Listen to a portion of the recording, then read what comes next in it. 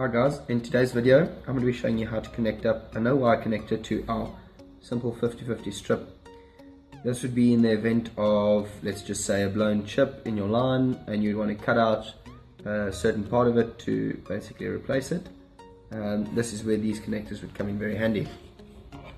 What I'm going to do is start off by just exposing the actual copper to help with a better connection, as always. And then simply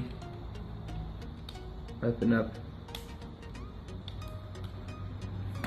the no wire connector, and that is what it will look like on the inside.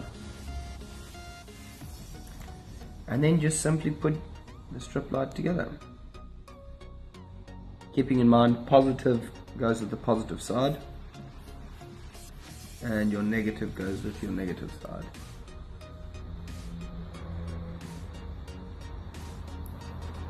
Like such, and then simply close the connection.